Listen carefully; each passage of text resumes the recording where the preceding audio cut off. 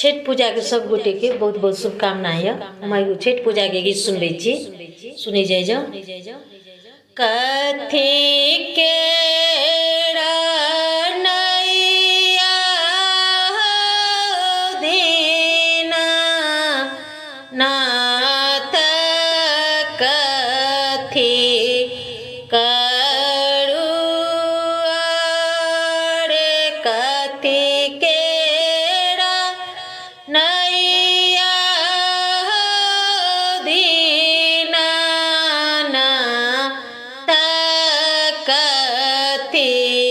करू कथी तो हे बोझल रे मल मोर नैया भासल जाय कथी तो हे बोझल रे मल मोर नैया भासल जाए सोना के नैया दीना नाथ रूपे करू सोना के नैया दीना नाथ रूपे करू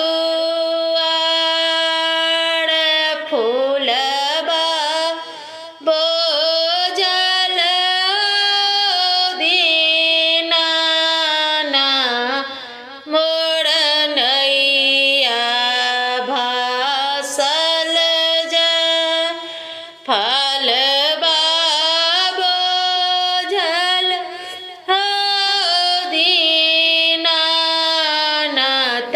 मोर नैया भासल जाए जल्दी जल्दी खेबही रे मलहा अरगा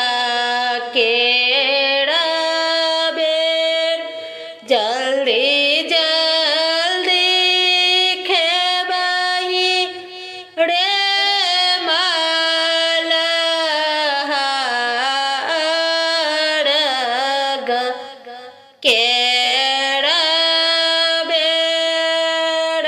सेवक सा बैठार हे तेरे मलहा होए ताए अबेर सेवक सब ठार हे तेरे मलहा होए ताए अबेर नरियल पड़ेला गौद से ओए पर सुगा मरड़ नरियल पड़ेला गौद से ओए पर सुगा मरड़ मरे बौड़े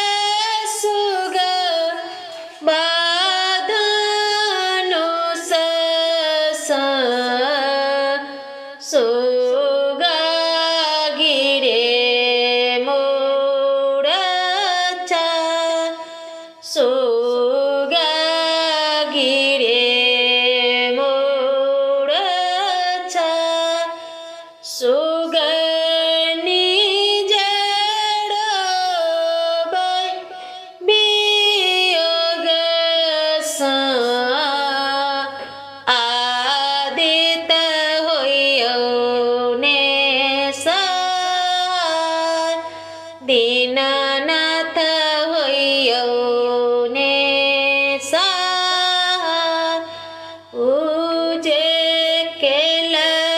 बाजे पड़े लगौदस ओहो पड़ सुगा मरड़ ओहो पड़ सुगा मरड़ मड़े बौड़े सुगना दानुष सुगा गिरे मोरे चा सुगा गिरे मोरे चा सुगनी जड़ बेली वियोग रानमय होइयौ ने